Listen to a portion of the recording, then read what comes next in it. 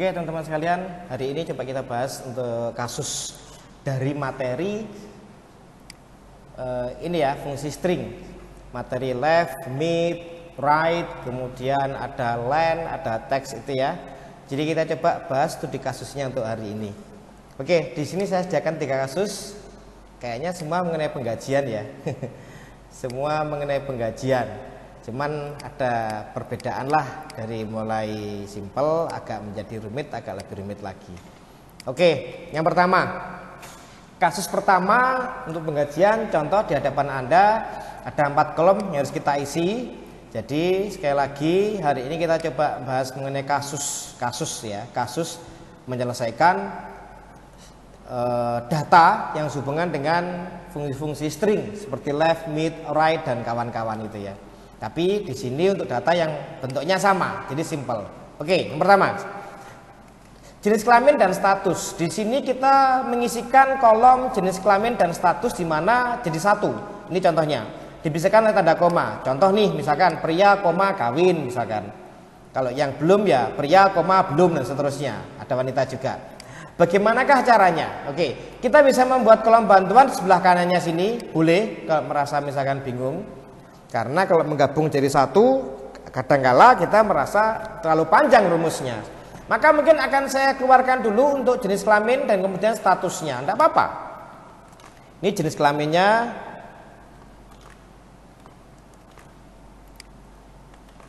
Yang ini statusnya gitu ya.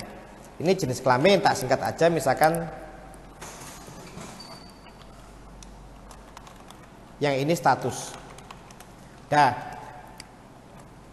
Untuk jenis kelamin itu berdasarkan karakter kedua. Karakter kedua. Kalau P maka pria, kalau V maka wanita. Perhatikan karakter kedua. Berarti ini kan saya menggunakan if karena ada 2 kondisi, pria dan wanita, dan sebagai kuncinya saya menggunakan function mid karena karakter kedua yang dipakai. Jadi karakter kedua, bukan dari awal, bukan dari akhir. Kalau dari awal pakai left, dari akhir pakai right, karakter kedua. Jadi saya pakai if gini, perhatikan. Ini ya. Nah, untuk kondisinya, jadi di sini ada pria, ada wanita. Untuk tanda tanya pertama, logical test atau kondisinya adalah sini. Untuk kondisi ini saya pakai left. Jadi apabila karakter kedua dari kode adalah P maka pria, gitu loh maksudnya. Apabila karakter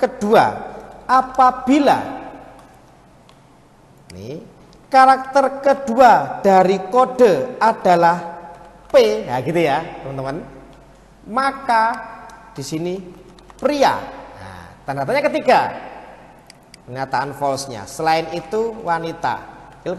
Kalau diamati di sini untuk mid itu di materi saya sebelumnya, di video sebelumnya bisa dilihat di deskripsi nanti linknya. Ada di sini pembahasan mengenai left, mid maupun right untuk data yang bentuknya sama. Jadi ini kondisinya, ya itu kondisinya. Kemudian ini pernyataan true, pernyataan false. Oke, saya enter, ketemulah jenis kelaminnya. Nah kalau statusnya itu Anda lihat. Itu rumusnya ya teman-teman. Statusnya itu karakter pertama. Kalau K belum, K kawin, kalau B belum, lagi-lagi tetap pakai kondisi. Ada beberapa kondisi. Kebetulan cuma 2 kondisi ya. Jadi tetap pakai if juga sama. Kalau saya berikan garis besar seperti ini if-nya. Yang pertama, tanda pertama adalah logical test-nya. Logical test-nya adalah apabila karakter pertama itu K gitu ya. Jadi apabila karakter pertama itu sama dengan K, begitu bacanya ya, maka kawin. Maaf. Selain itu maka belum. Ya di sini. Belum ya? Oh iya, belum. Selesai. Dan ini akan saya gabung masuk ke kolom utama ini, digabung dengan tanda koma di antara keduanya. Caranya ya pakai tanda dan atau tanda apa itu? Tanda dan ya, pakai itu atau tanda makro. untuk menggabungnya. Boleh pakai konsentrasi juga boleh. Ini Anda lihat sama dengan tak sorot ke H4, hasilnya jenis kelamin saya gabung dengan, nah di sini koma. Lalu supaya ada jarak antara jenis kelamin dengan status, maka saya kasih spasi. Jadi spasi itu diberikan di dalam petik. Perhatikan, spasi itu saya berikan di dalam petiknya. Saya gabung lagi dengan statusnya yaitu I4. Seperti ini hasilnya. Oke teman-teman sekalian, untuk jenis kelamin dan status sudah saya kerjakan, sudah saya isikan. Begitu contoh pengerjaannya. Berikutnya untuk jabatan. Sebentar, view saya split dulu ya layarnya. Untuk jabatan di sini kalau kita lihat, nah ini diisi berdasarkan karakter kuncinya, 2 karakter terakhir. Kuncinya 2 karakter terakhir. Mau bikin kolom bantuan atau enggak, bebas ya. Misalkan enggak usah, oke. Yang jelas untuk jabatan itu diambil dari tabel yang bentuknya seperti ini, bentuknya kolom. Maka pakai VLOOKUP, gitu ya pertama. Jadi untuk jabatan diambil dari dalam tabel seperti ini, maka pakai V atau H. Kita lihat, kita analisa. Bentuknya kolom, kolom kode jabatan, kolom jabatan. Maka untuk mengisikan jabatan menggunakan VLOOKUP karena bentuknya berdiri per kolom, kolom kode dan kolom jabatan. Anda lihat V lookup kurung buka 1, 2, 3, 4. Nah, pada tanda tanya pertama sebagai kunci, apa jabatannya ini? Kuncinya adalah 2 karakter terakhir dari kode. Tanda tanya pertama, kuncinya 2 karakter terakhir dari kode. Berarti write dari kode bilangnya 2 karakter terakhir, itulah kuncinya. Udah ya. Kemudian tanda tanya kedua, rank tabelnya kita sorot mulai DR sampai staff. Ya, kita sorot itu saya absolut, dan yang saya ambil sekarang adalah jabatan. Jabatan itu kolom kedua dari kode.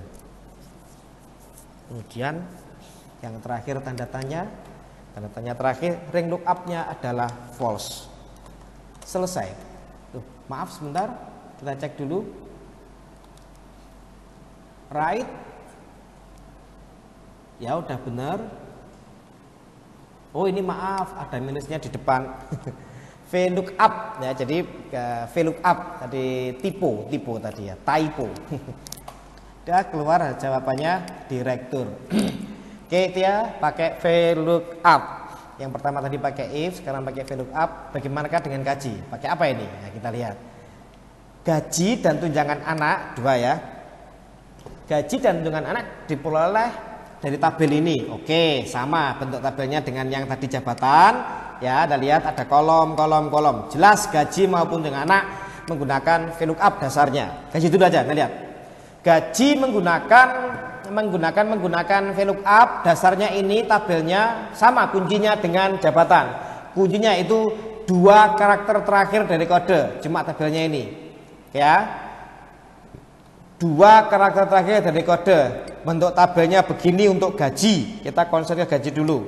Berarti pakai VLOOKUP kurung buka 1, 2, 3, 4. Tanda tanya pertama, lookup value-nya. Ya. Untuk kuncinya adalah 2 karakter terakhir dari kode. Write 2 karakter terakhir dari kode, itu kuncinya. Kemudian tanda tanya kedua adalah tabelnya. Saya sorot semua aja. Walaupun yang saya butuhkan cuma gaji pokok, kolom kedua ya. Kode kolom ke-1, gaji pokok kolom kedua. Saya absolut dulu. Kolom kedua, rank lookupnya adalah false. Nah, di sini udah ketemu. Seperti biasa di menu home ini saya berikan koma style ya. Saya hilangkan desimalnya, saya copy. Gaji pokok sudah ketemu, terakhir tunjangan anak. Tunjangan anak ini sama dengan gaji pokok. Awalnya ya, awalnya. Cuma nanti akan ngelihat ini. Sedangkan jumlah anak terletak pada karakter keempat, berarti dikalikan dengan jumlah anak yang terletak di karakter keempat itu. Tapi pada awal mulanya kita keluarkan dulu nilai tunjangan anaknya, ya, nilai tunjangan itu per orang. Per orang berapa? Ini sama rumusnya, bedanya kalau gaji kolom kedua, tunjangan kolom ketiga. Ini saya copy aja begini caranya. Saya klik ke E4, saya blok, saya copy ya, saya copy pakai ini biasa. Terus saya escape dulu, saya letakkan ke F4, kemudian saya letakkan kursor ke formula bar, saya paste, tinggal diganti kolom ketiga. Ya, selesai, ya, selesai. Tapi sebentar, selesai untuk masalah tunjangan per anak. Perlu kita kalikan dengan jumlah anaknya. Jumlah anak bilangnya terletak di karakter keempat. Jumlah anak terletak di karakter yang keempat. Di sini rumus yang pertama saya edit, ya, tak tekan F2. Nah ini di belakangnya saya kalikan dengan karakter keempat. Karakter keempat dari kode. Mid kurung buka ini hanya karakter keempat saja. Berarti kan satu digit ya. Hanya karakter keempat saja. Lalu jangan lupa apapun yang dihasilkan oleh left, mid, right adalah data label. Maka tak rubah ke angka, ya. Saya rubah ke angka, dibiasakan itu. Value kurung buka. Walaupun mungkin dengan tanpa di value bisa, tapi hati-hati Anda. Jangan membiasakan diri seperti itu. Ini adalah untuk perkalian, penjumlahan, pengurangan, pembagian, maka dia harus angka. Sedangkan yang dihasilkan oleh left, mid, right adalah data label. Kita rubah ke angka pakai function value. Nah, gitu ya, terakhir kurung tutup. Dah selesai. Inilah nilai tunjangan per anak. Nah, ini 500.000 ya? Oh iya, kenapa? Dia kan kepala. Ini 250, anaknya 2. Oke, teman-teman sekalian, itu untuk kasus pertama kita.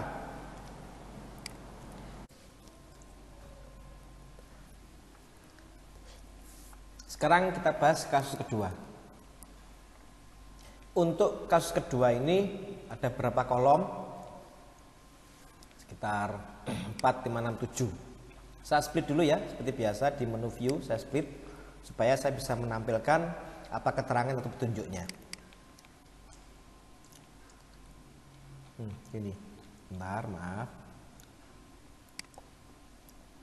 Nah, untuk pengisian kolom status petunjuknya adalah kuncinya adalah karakter ke-1 dari kode pegawai. Apabila K maka kawin, B maka belum. Sama dengan kasus yang tadi. Karena ada kawin dan belum, dua kondisi, maka saya gunakan if. Gini ya. Kondisinya di sini yang pertama, logical testnya.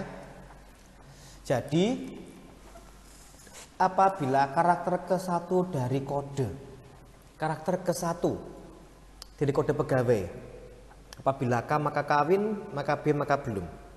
Jadi if kurung buka, apabila karakter ke-1 sama dengan K, gitu ya, maka di sini kawin. Maaf, petiknya lupa. Dan apabila bukan K, maka belum. Udah selesai, cuma gitu aja, simpel ya. Saya copy ke bawah, saya double klik tadi itu. Udah. Ini untuk status. Sedangkan untuk jabatan ditentukan oleh dua karakter terakhir. Nah, wow, ini agak panjang ini. Ada 4 jabatan. Berarti if-nya ada 3. Anda boleh langsung, boleh juga kita keluarkan dulu untuk jabatannya, karena if-nya panjang, nggak seperti status. Contoh ya, gini maksud saya. Kan saya copy di sini.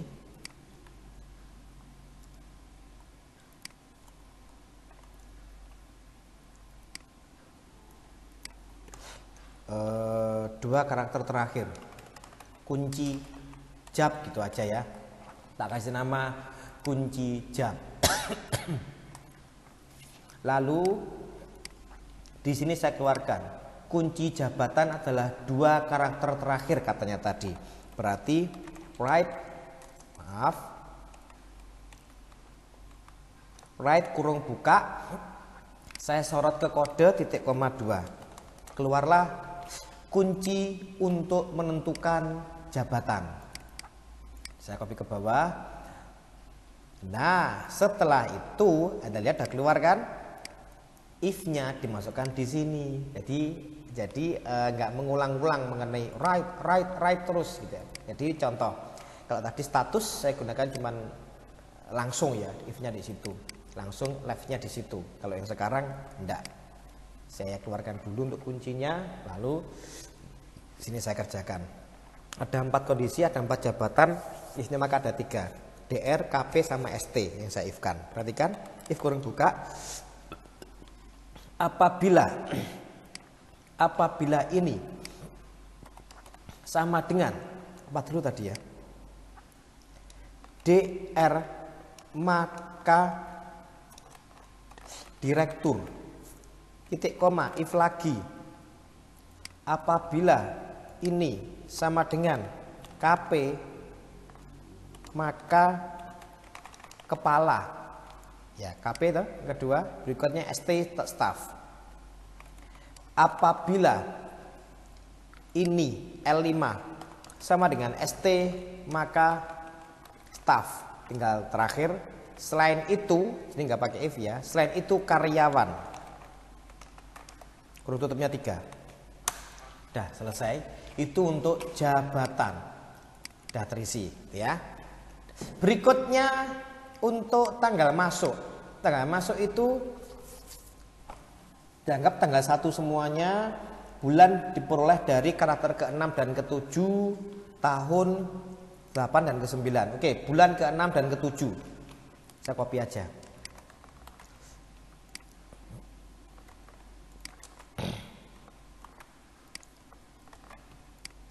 Bulan sama tahun. Bulan ke-6 dan ke-7. Ini bulan, ini tahun. Bulan ke-6 dan ke-7, kalau tahun ke-8 dan ke-9. Oke, perhatikan. Untuk bulan mid ya. Ke-6 dan ke-7. Mid saya sorot ke sini. Ke-6 dan ke-7 itu loh, angka 10 itu maksudnya ya. 10 itu. Ke-6 dan ke-7 berarti titik koma 6 titik koma 2. Simpel. Kita main trik ya. Triknya begitu. Ke-6 dan ke-7 itu kan 2. Selesai. Kemudian tahun itu ke-8 sama 9. Hampir sama. Mid kurung buka, saya sorot ke datanya. Triknya di situ. Ke-8 dan ke-9. 8, 2. Ke-8 dan 9. 8 dan 9. 2 digit.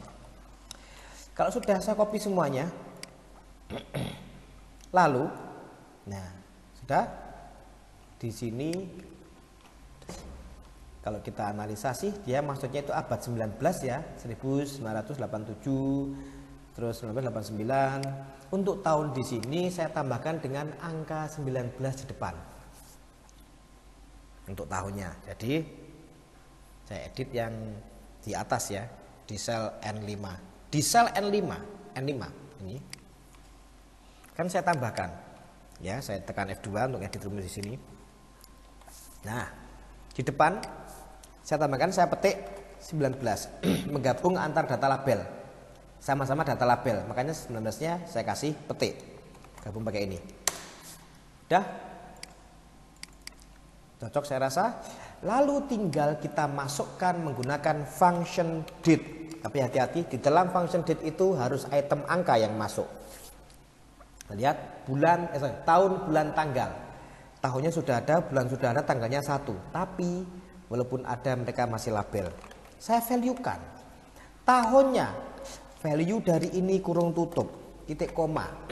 Bulannya value dari ini kurung tutup. Tanggalnya 1. Selesai. Ketemulah tanggal masuknya. Ya, di sini rumusnya. Value dari tadi, angka tahun yang saya keluarkan, dan value dari angka bulan yang saya keluarkan, tanggalnya 1. Udah. Masalah format terserah. Tinggal Anda masuk ke sini aja. Nah, di sini bisa Anda masuk ke date maupun di custom, bebas. Berikutnya sudah gaji pokok. Gaji pokok dan tunjangan jabatan ada dari sini semuanya. Oh, sama ya. Tunjangan jabatan ini 2%, 3% maksudnya dari gaji pokok, dikalikan gaji pokok maksudnya. Kuncinya adalah karakter ketiga. Oke, saya keluarkan dulu kuncinya. Karakter ketiga. Kuncinya karakter ketiga katanya. Ini perlu Anda hati-hati ya. Ketiga. Saya keluarkan karakter ketiga. Sama dengan mid kurung buka. Karakter ketiga kan pasti pakai mid. 0,3, 0,1. Karakter ketiga. Nah, itu triknya. Anda lihat. Untuk menampilkan gaji pokok dan tunjangan dengan cara membaca tabel yang ada di sini. Tabelnya berbentuk kolom. Maka ngambilnya pakai function VLOOKUP. Kunci tabelnya adalah ini. Kita lihat kunci tabelnya. Golongan. Ini berupa angka. Hati-hati, ini berupa angka. Kuncinya berupa angka. Sedangkan yang saya keluarkan tadi belum berupa angka karena hasil dari mid. Anda lihat? Maka akan saya rubah ke angka, saya value-kan. Langsung aja ya. Di sini yang pertama. Value kurung buka, yang terakhir kurung tutup, enter. Jadi saya value-kan langsung di sini. Sudah angka. Kalau begitu saya bisa langsung masukkan rumusnya ke sini, ya. Kita lihat gaji pokok sama dengan pakai VLOOKUP ya, karena bentuk tabelnya adalah berdiri, kolom. Nah, kuncinya adalah yang tadi saya value-kan. Nah, ini ya, O5. Lalu nyorot tabelnya mulai dari angka 1 ini sampai sini. Jadi kolom keberapa itu golongan gaji pokok tunjangan. Gaji pokok kolom kedua di absolut dulu, kolom kedua VLOOKUP-nya adalah false. Sudah ketemu untuk gaji pokoknya, saya buang desimalnya. Kemudian untuk tunjangannya sama dengan gaji pokok, dengan jabatannya hanya kolom ketiga aja. Saya copy, sudah sering saya kasih tahu caranya bagaimana. Kolom ketiga, jangan lupa keluarannya persentase dikalikan gitu ya dengan gaji pokoknya. Selesai. Itulah tunjangan jabatan teman-teman. Dan bagaimana dengan tunjangan anak? Dia bilang seperti ini. Tunjangan anak hanya diberikan bagi yang statusnya kawin. Oke. Besarnya berapa ribu? Oke. Dibatasi sampai anak ketiga. Jumlah anak ada di karakter keempat. Saya keluarkan dulu jumlah anaknya. Karakter keempat sebagai jumlah anaknya. Karakter keempat sebagai jumlah anaknya. Karakter keempat sebagai jumlah anaknya. Mid kurung buka karakter keempat. Perhatikan. 0,4, 0,1. Dan ingat, dia berfungsi sebagai jumlah ya, jumlah anak, jumlah. Maka biasanya namanya jumlah itu nanti akan dipakai untuk perhitungan lebih lanjut. Sekalian aja kalau gitu, ini saya value-kan. Sekalian, fungsinya jelas dia nanti untuk perhitungan matematika. Dikalikan lah, diapakan lah. Maka saya langsung aja, ini langsung saya value-kan supaya datanya berubah menjadi data angka. Oke, sudah ketemu di sini. Nah, berikutnya dia ngomong jumlah anak sudah saya keluarkan, sudah saya value-kan. Jadi karakter keempat. Dia ngomong masalah batasan. Hanya sampai 3 anak yang dapat tunjangan. Yang dapat tunjangan hanya sampai 3 anak. Ya. Jadi di sini akan saya buat kolom. Kalau di sini tadi, di sini adalah ya jumlah anak yang sesuai dengan data. Yang di sini saya kasih nama, saya kasih judul jumlah anak yang sesuai dengan aturan perusahaan, maksimal sampai anak ketiga yang diberikan. Jadi artinya adalah apabila ada karyawan yang jumlah anaknya lebih dari 3, maka yang dapat tunjangan cuma 3. Contohnya nanti ini. Maka ini yang dapat nanti cuma 3, gitu ya. Ini yang dapat cuma 3 nanti kalau seandainya karyawannya udah kawin. Nah, bagaimana caranya mengatasi masalah itu? Anda lihat, tinggal pakai function sebenarnya. Saya hapus dulu aja ini. Jadi dari jumlah anak yang sesuai dengan data itu akan saya buat supaya jumlah anaknya sesuai dengan aturan. Kalau 0 ya 0, 1 ya 1 gitu loh. 3 ya 3. Kalau 5 jumlah anaknya berubah menjadi 3 karena aturannya maksimal 3 yang dapat tunjangan. If apabila jumlah anaknya lebih dari 3, maka yang dapat tunjangan cuma 3. Sekali lagi, apabila jumlah anaknya lebih dari 3, maka yang dapat tunjangan cuma 3. Selain itu, yang dapat tunjangan berapa anak? Ya sesuai dengan jumlah anaknya dia. Mana? Yaitu di kolom P ini. Saya klik ke arah sini sebelahnya ini, P5. Saya klik ke sel P5. Jumlah anak itu sendiri, jumlah anak aslinya berapa? Nah, gitu ya. Maka di sini nanti jumlah anak di sini nanti maksimal adalah 3. Ya, jadi apabila Anda di sini, apabila jumlah anaknya lebih dari 3, maka yang dapat tunjangan cuma 3. Tapi kalau jumlah anaknya 3 ke bawah, yang dapat tunjangan ya sesuai dengan jumlah anak itu sendiri. 1 yang dapat juga 1. Ya, sudah selesai. Maka langsung saya isikan di sini bahwa untuk dapat tunjangan anak syaratnya berstatus kawin. Kita lihat sel I5. Apabila statusnya sama dengan kawin, maka dia dapat tunjangan anak senilai 15.000. Tapi kalau enggak kawin 0, tidak dapat tunjangan anak. Saya tutup, saya kalikan karena 15.000 itu ya saya kalikan karena 15.000 itu adalah per anak. Saya kalikan dengan jumlah anak yang sudah saya rumuskan tadi maksimal 3. Selesai. Nah kok 0? Ya kemungkinan dia tidak punya anak. Kan kawin. Ternyata jumlah anaknya yang 0, belum punya anak ternyata. Ini contoh pengisian untuk tunjangan anak. Yang terakhir adalah gaji bersih. Ya saya rasa simpel sekali. Gaji bersih cukup dengan rumus gaji pokok ditambah dengan tunjangan jabatan tambah tunjangan anak. Saya rasa selesai. Oke, jadi teman-teman sekalian, ini contoh pengolahan data penggajian ya, pengolahan data gaji yang agak lebih ribet daripada yang kasus 1 tadi. Di kasus 1 masih mudah, kasus 2 agak ribet ya, banyak sekali rumusnya. Dan sekarang kita masuk ke kasus yang ketiga. Bagaimanakah dengan kasus yang ketiga ini? Inilah kasus yang ketiga. Ada beberapa kolom. Coba saya besarkan dulu. Jadi ada beberapa kolom yang harus kita isi. Banyak sekali. Enggak, lumayan sih. Datanya yang banyak mungkin ya. Di sini letak rumusnya saya kasih tanda. Lagi-lagi sama. Saya kasih tanda juga. Yang pertama, divisi. Bagaimanakah cara mengisikan divisi? Oh iya lupa, splitnya.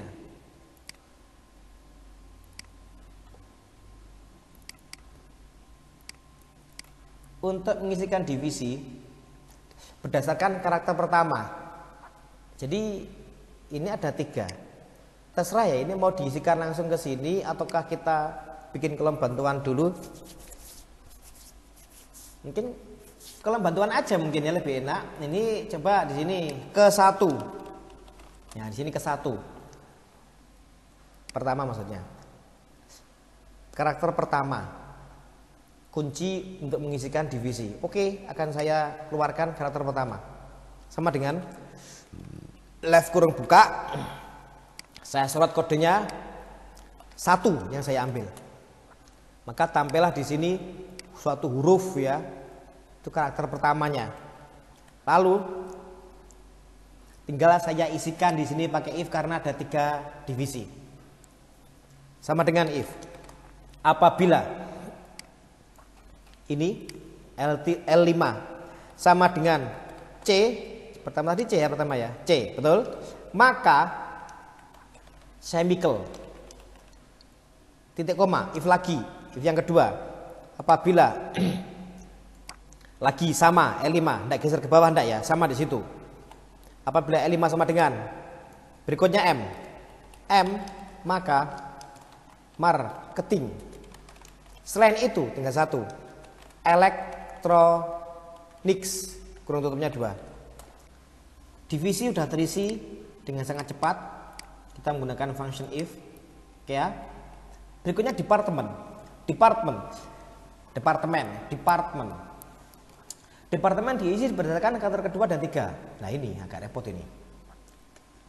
Kedua dan ketiga. Departemen diisi berdasarkan karakter kedua dan ketiga dengan membaca tabel. Tabelnya mana tabelnya? Tabelnya ada di kanan ini. Karakter kedua dan ketiga, tabel departemen. Coba saya keluarkan dulu aja. kedua sama ketiga. Semuanya pakai mid. Ya, mid kurung buka, saya sorot ke sini, mengeluarkan karakter kedua saja, dan karakter ketiga. Dan karakter ketiga.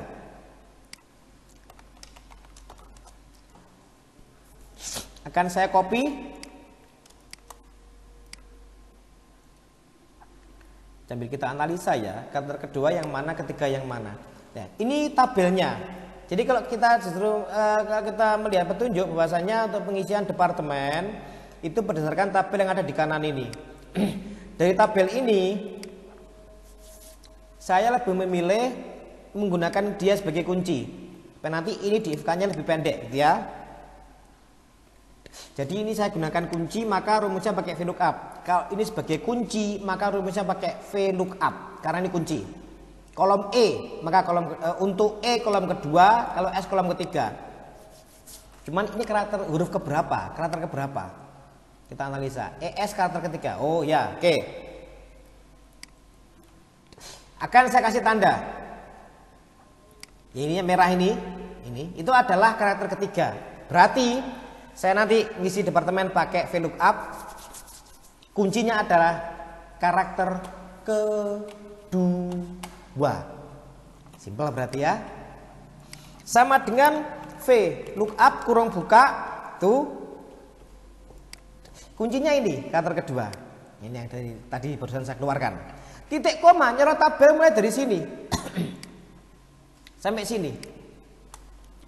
Ini banyak soalnya nih ya, makanya sampai ini. Saya tentukan pakai VLOOKUP, saya tentukan kuncinya pakai ini. Kalau kuncinya pakai ini, makanya di if kan cuma 2, simple. Ya. Saya absolut kemudian kolom keberapa? Lah ini loh. If. Apabila yang tadi tak keluarkan di kolom ketiga, yang tak keluar, karakter ketiga, yang tadi saya keluarkan pada karakter ketiga, apabila karakter ketiganya sama dengan adalah E, maka kolom kedua. Selain itu kolom ketiga, cuma 2 kok E sama S kok. Simple kan, enaknya di situ. Cuma 1 aja kurung tutupnya. Ring lookup-nya adalah false. Selesai. Jadi kita lihat hasilnya. Apakah sudah benar? Nah, nanti silahkan dicek sendiri hasilnya seperti itu. Jadi kuncinya saya pakai yang karakter kedua untuk pembacaan VLOOKUP. Ya. Berikutnya adalah masa kerja. Untuk mengisi kolom masa kerja, pergunakan selisih antara tanggal masuk dengan tanggal laporan dibuat. Nah, ini betul. Kemudian gabungan angka tahun dengan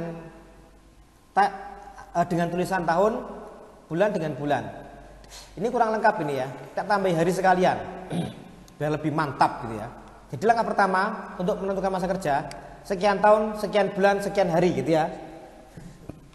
Pertama adalah kita cari durasinya antara tanggal masuk dengan tanggal laporan dibuat. Durasi itu pasti dalam satuan hari. Ya, lama kerja dengan durasi hari. Lama kerja dengan durasi hari. Di sini letaknya. Kita lihat aja. Lama kerja. Kita gunakan DIS 360 ya. Jadi karena itu function yang dipakai di banyak tempat ya. Di perusahaan, perbankan, perpajakan semuanya pakai itu DIS 360. Artinya setahun dianggap 360 hari. Oke, langsung aja. DIS 360 kurung buka. Saya sorot dulu tanggal masuknya. Titik koma tanggal laporan itu dibuat. Jangan lupa tanggal laporan dibuat cuma 1 ya, di absolut. Absolut baris boleh, absolut mutlak boleh. Ketemulah lama kerja dalam satuan hari. Tolong diingat-ingat, satuannya hari. Ini ya. Akan saya sederhanakan itu, maksudnya saya uraikan menjadi tahun, bulan, dan tanggal. Hari. Jadi lama kerja sekian itu berapa tahun gitu ya. Berapa bulan dan berapa hari sisanya. Nah, untuk menjadikan dia sebagai berapa tahun, maksudnya biar tidak ada desimal ya. Maaf tadi saya buang. Maaf ya, tidak sengaja. Split saya buang tadi. Nah, jadi maksudnya adalah tadi itu di sini nanti supaya tidak ada desimal, ya. Berapa tahun, berapa bulan, berapa hari. Saya jamin tidak boleh ada desimal nanti. Di sini pun Anda lihat lama kerja kan satuannya hari. Anda lihat tidak ada desimal itu ya. Tidak ada desimal. Itu saya buat berapa tahun. Ada sisa, oh ada. Berapa bulan sisanya? Ada sisa, oh ada. Berapa hari sisanya? Sudah, tidak mungkin ada desimal. Oke ya. Untuk menjadikan dia sebagai tahun, kan dibagi dengan 360. Ingat, 1 tahun 360 hari. Lama kerja yang satuannya hari ini akan saya jadikan tahun. Sama dengan, rumusnya,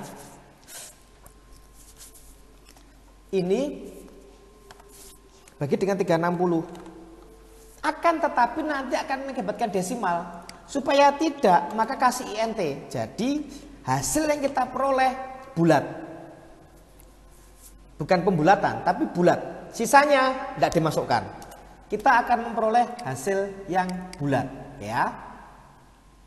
Nah, jadi 2168 hari itu ternyata dibuat ke tahun menjadi 6 tahun. Pas atau enggak? Nah, kita belum tahu. Saya pribadi tidak tahu. Pas atau enggak? Kalau enggak pas, maka sisanya akan menjadi bulan. Kalau enggak nutut bulan menjadi hari. Nah, kita cari tahu dulu. Kalau tadi saya menampilkan, ya. Jadi lama kerja yang dalam satuan hari ini saya konversi menjadi tahun, itu hasilnya 6 tahun. Pakai INT supaya hasilnya bulat, maka untuk mencari kelebihan harinya ada berapa hari kelebihannya, maka menggunakan mod, function mod. Ini jumlah hari, lama kerjanya, titik koma pembaginya tadi. Ya, tadi kan untuk mendapatkan 6 tahun tadi ya, itu kan dibagi dengan 360. Ya, sekarang Anda lihat.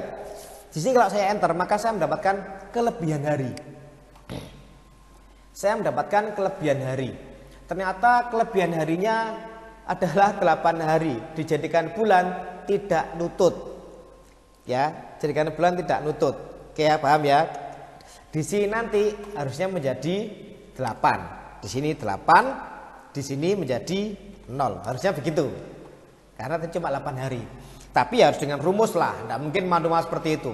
Nah, kemudian kalau seandainya nih, ini ternyata lebihnya 35 hari. Seandainya, maka jadi setelah dibuat dikonversi ke tahun, kelebihannya ya tersisa 35 hari, nggak pas. Maka yang 30 hari akan menjadi 1 bulan, yang 5 hari akan muncul di sini. Nah, gitu ya. Oke. Saya lanjutkan. Lalu bagaimanakah mengkonversi ini menjadi bulan? Bagaimanakah cara mengkonversi ini menjadi bulan? Kita bagi dengan 30. Mungkin bayangan kita lebih enak kalau itu ada angka misalkan gini ya, contoh tadi 35. Misalkan sisa harinya 35. Tak jadikan bulan. Kan 1 bulan kan? Ya, kalau saya jadikan bulan, ini 35 hari ini kan jadi gini, 1 bulan lebih 5 hari. Itu kan? Ya, kok bisa 1 bulan? Sisa itu kita bagi dengan 30 gitu loh. Dan kita kasih INT supaya hasilnya yang tampil yang bulat aja. Ya. Ya, saya ulangi lagi. Jadi kelebihan yang ada di sini, kelebihan hari setelah dikonversi jadi tahun, ada kelebihan hari tersisa, kita bagi dengan 30. Di rumus ini, rumus itu perhatikan akan saya bagi dengan 30. Rumus kelebihan itu tak bagi 30 dan di depan tak kasih INT supaya tidak muncul pecahan atau desimal. Kok 0? Lah memang gimana lagi? Tadi cuma 8 hari sisanya kan? Tidak cukup jadikan bulan. Dah? Dan ternyata kita copy, adakah yang lainnya? Oh, ada. Jadi di sini di kolom ini, di kolom bulan ini tidak mungkin ada angka 12. Karena kalau dia 12 bulan pasti terkonversi menjadi 1 tahun. Sudah selesai. Kemudian tinggal hari. Kelebihan hari yang terakhir.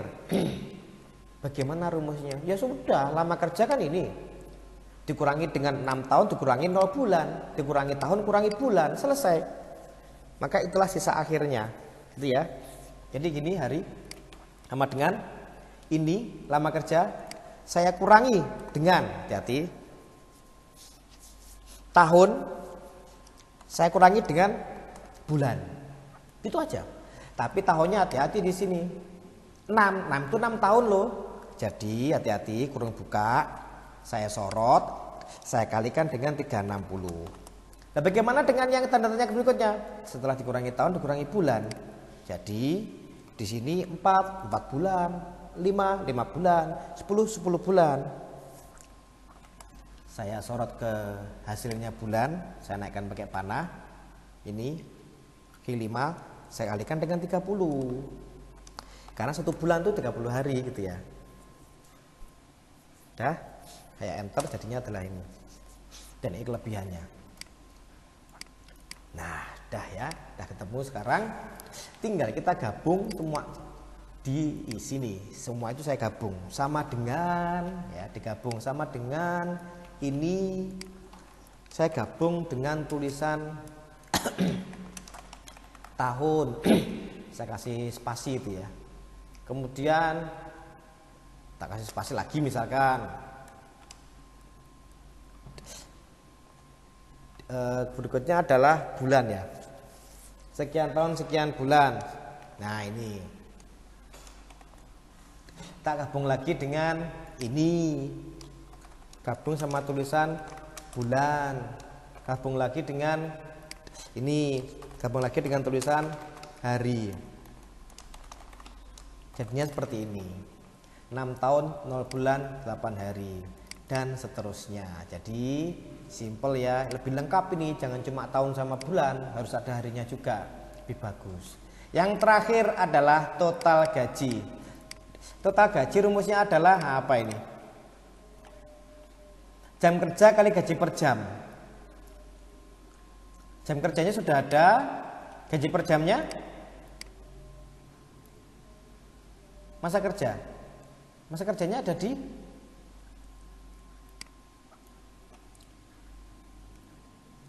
Nah, masa kerjanya, oh masa kerjanya ini. Nah, ini dia masa kerjanya. Masa kerjanya, Anda lihat, yang tahun ya, perhatikan. Ini dia. Nah, ini kuncinya untuk menentukan berapakah gaji per jamnya. Nih, untuk menentukan berapakah gaji per jamnya, kuncinya adalah ini tahun yang sudah saya keluarkan.